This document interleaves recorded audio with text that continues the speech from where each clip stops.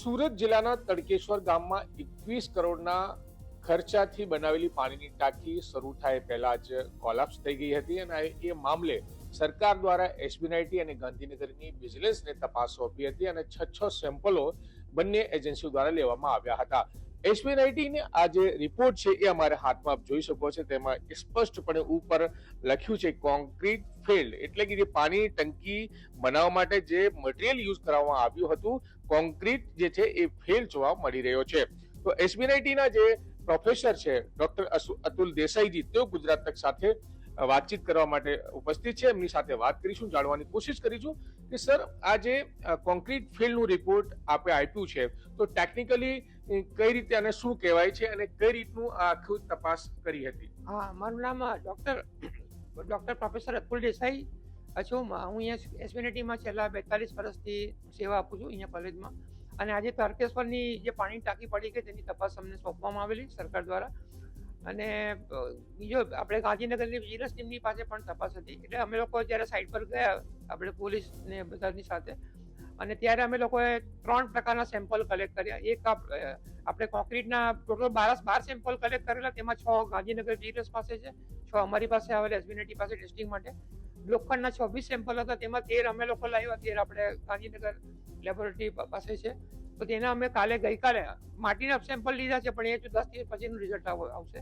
એ કાલે પ્રાથમિક જે અમે તારણનો રિપોર્ટ સોંપી દીધો પોલીસ ડિપાર્ટમેન્ટને, તેમાં કોન્ક્રીટ આપણે ટોટલ ફેલ આવે છે. કોન્ક્રીટમાં એવું છે કે આજે 100 સેમ્પલ ફેલ ગયા છે. એની વેલ્યુ આવે છે એકચ્યુઅલી જે ટેન્ડરમાં છે તે M30ની વેલ્યુ જોઈએ, એટલે 30 ન્યૂટન પર મિલીમીટર સ્ક્વેર કોન્ક્રીટની મજબૂતાઈ આવવી જોઈએ. થોડું માર્જિન આપણે આઈએસઓ પ્રમાણે આપીએ તો પણ 25, 28, 30, 31 એની આસપાસ વેલ્યુ આવી જોઈએ. પણ અમને જે વેલ્યુ મળી છે તે 8.13 થી લઈને 18.9 સુધી મળી છે, એટલે ખૂબ જ ઓછી મજબૂતાઈ મળી છે. અને એને કારણે એટલે one of the main reason છે કે ભાઈ કોન્ક્રીટની ટાંકી જે પડી ગઈ તેમાં કોન્ક્રીટ ખૂબ જ ખરાબ ક્વોલિટીનું હતું, એને લીધે ધરાશયી થઈ. અને લોખંડના જે રિપોર્ટ અમે લીધેલા 13 સેમ્પલ ઓકે છે, એમાં કોઈ પ્રોબ્લેમ નથી. માટીનું પૃથ્થકરણનો રિપોર્ટ 10 દિવસ પછી આવશે, ત્યાર પછી અમે પાછો ફાઇનલ રિપોર્ટ આપશું. પણ આ તારણ કન્ફર્મ છે કે કોન્ક્રીટની ક્વોલિટી બહુ જ ખરાબ હતી. ડોક્ટર સાહેબ, આ જે કોન્ક્રીટની ક્વોલિટી ખરાબ હતી એને કારણે જ ટાંકી પડી ગઈ છે. પણ આમાં કોન્ક્રીટમાં આપણે જ્યારે પણ કોઈ સ્ટ્રક્ચર બનાવતા હોય છે, સિમેન્ટ, રેતી, કપચી, ઘણી બધી વસ્તુઓનો ઇસ્તેમાલ કરે છે અને સિમેન્ટનો મેન આધાર હોય છે. તો આ ટાંકીમાં સિમેન્ટનો ઉપયોગ કઈ પ્રકારે કરવામાં આવ્યો છે, એવું કંઈ સામે આવ્યું છે? એક્ઝેક્ટ તો સેપરેટલી નહીં થાય, પણ જે M30નું કોન્ક્રીટ હતું એટલે તેમાં ઇન્ગ્રેડિયન્ટમાં આપણે રેતી, કપચી, સિમેન્ટ, પાણી, આ બધી વસ્તુ એડમિક્સર કોન્ક્રીટ તે પણ નાખીએ. પણ આપણે આમાં હું તમને ખાલી મજબૂતાઈ નહીં આવવાના કારણ કહું કે દાખલા તરીકે સિમેન્ટ ઓછી વપરાય છે તો પણ મજબૂતાઈ ઘટે, અથવા તમે કપચી ઓછી વાપરીને રેતીનું પ્રમાણ વધારી દો તો પણ મજબૂતાઈ ઓછી આવે, બરાબર. અથવા તમે પાણી વધારે નાખો, પાણી વધારે નાખવાથી હની કોમ્બિંગ આવે કોન્ક્રીટમાં, તો આમાં હની કોમ્બિંગ પણ દેખાયું છે. તો પાણી વધારે હોય તો પણ હની કોમ્બિંગ આવી શકે. ધારો કે તમે બધું જ આ પ્રમાણ વધારે બરાબર વાપરેલું છે, ઓકે, તમે આપણે રેતી કાઢીને થોડી ફ્લાયસ નાખી દો, સિમેન્ટ થોડી ઓછી વાપરીને ફ્લાયસ નાખી દો તો પણ ઓછી મજબૂતાઈ આવે. અને તમે કોન્ક્રીટનો માલ એકદમ બરાબર બનાવ્યો પણ બરાબર ખાંચો નથી, કોન્ક્રીટ આપણે ખાંચીએ તો તેનાથી પણ મજબૂતાઈ આપણી ઓછી આવે.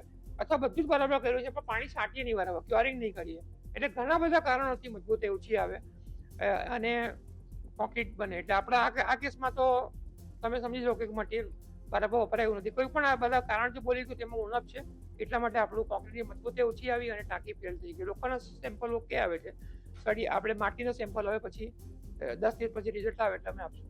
તો માટીના સેમ્પલ માટે કઈ રીતની લેબ તપાસ થઈ રહી છે કે એના ઘણા બધા આઈએસઓ પ્રમાણે ટેસ્ટિંગ પર બેરિંગ કેપેસિટી આપણે કાઢવાની માટીનો પ્રકાર કઈ ટાઈપની માટી છે, પથ્થર છે કે માટી છે, માટી પણ અલગ અલગ પ્રકાર, ક્લે આવે, સેન્ડ આવે, સિલ્ટ આવે, બહુ બધી પ્રકારની આવે. એ બધું ટેસ્ટિંગ અત્યારે ચાલુ છે, ત્યાર પછી એનું આવશે વેલ્યુ. અત્યારે અમે લોકોએ ફૂટિંગની ડેપ્થ 2.5 મીટરમાં આપી છે.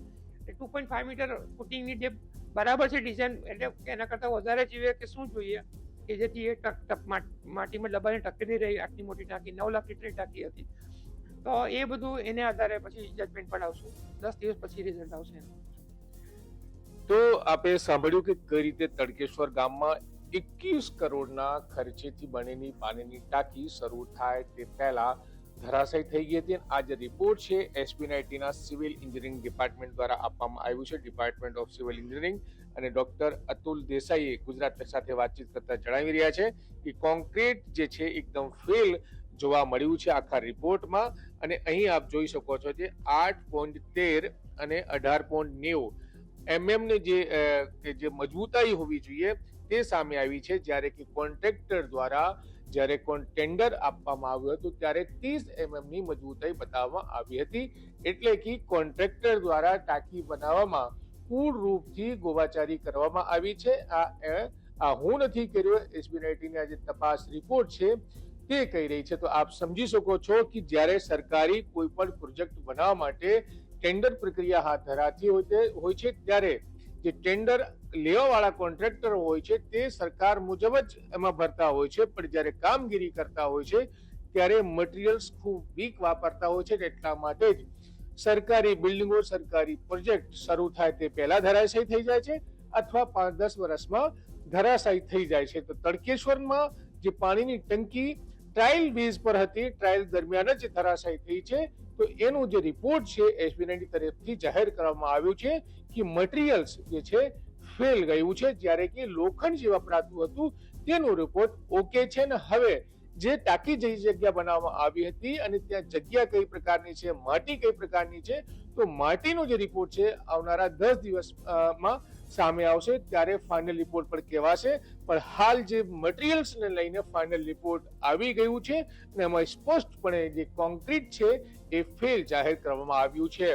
સંજયસિંહ રાઠોડ, ગુજરાત તક, સુરત.